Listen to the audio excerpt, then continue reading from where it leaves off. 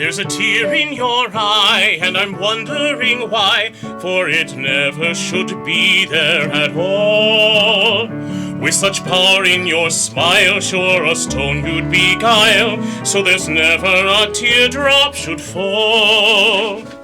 With your sweet lilting laughters like some fairy song, and your eyes twinkle bright as can be, you should laugh all the while and all other times smile, and now smile a smile for me. You're listening to Allman in the Morning, Common Sense Radio. Irish eyes are smiling, sure it's like a morning spring.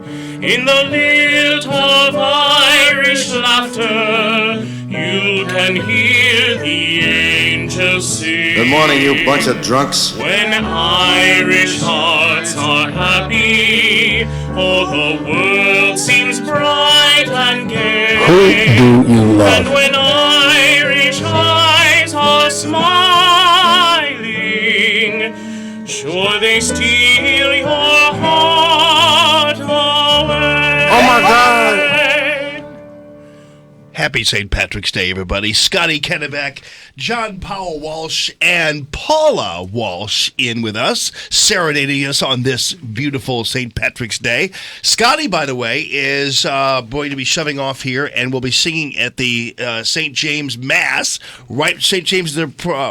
James the Greater over in Dogtown. Right. Yeah, there's a Mass at 10 before the parade kicks off at noon. Right there on Tam. It's a beautiful church. It is. And also it's the beginning of the actual, well, I don't want to call this the official St. Patrick's Day parade, but it kind of is. It's the Hibernians parade. Right, exactly.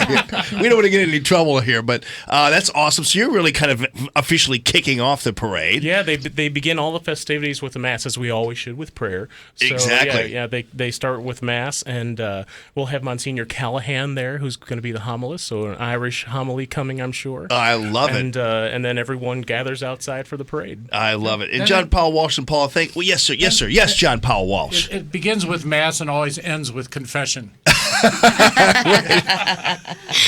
Exactly. Speaking of a wily Irishman, how about Sean Spicer yesterday? And you have to give Jim Acosta from CNN a little credit here, because he really didn't get into. Acosta's kind of been this whipping boy, and rightly so in a lot of ways. But did you see what happened here at this news conference? Which, by the way, I want to let the news media know we don't care about what Sean Spicer says to you or anything like that. When we watch these things, we like it when we watch you uncomfortable. So just so you know, we don't care that Sean Spicer's combative. We like it even better that on this St. Patrick's Day we can celebrate that little Irishman the way we ought to, because he doesn't take any crap from anybody. Yeah, here you go. Okay, I get it. Somehow, you seem to believe that you have all of this information. You've been read in on all of these things, which I find very interesting. I have been read in by the FBI. Well, no, you're coming to some serious conclusions for a guy that has zero intelligence. Class. Give me some credit. I'll give you some. A little intelligence, maybe.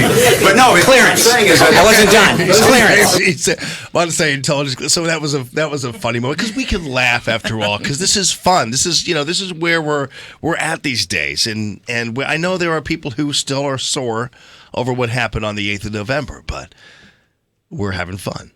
That's just the way it is, right? Isn't that what we ought to be, having fun? Right. Enjoying each other? Trading recipes in the Resist We Munch category? Resist We Munch. Yes. By the way, John Paul Walsh and Scotty and Paula, have you all settled the whole corned beef Friday deal? Like, what are you doing today? At St. James, you can have corned beef. Okay, so because remember, St. James is a place where they were going to have a corned beef lunch, right? Yeah, but they always do. On St. Patrick's Day, they always have after the parade, people can go to St. James and have corned beef, and that was a special dispensation from the Archbishop specifically for that event. All right, so because at first we thought that the Archbishop said, yes, you can have it, but the people who eat it have to get permission from me. No, it was just people who attend that event can imbibe if they want in corned beef. I gotcha. Yes. Okay. Yeah. But last night I learned from a chef friend of mine that it was actually our Jewish brethren that introduced corned beef to the Irish. It was not an indigenous Irish thing. The Jews introduced that to our Irish folks here in America. So I consider it an Old Testament observance today. Oh, look at you! That's really. How about that? That's Is that that's an theological? Olympian way to kind of stretch that one. I'm stuck with corn tilapia today. That's my deal right now.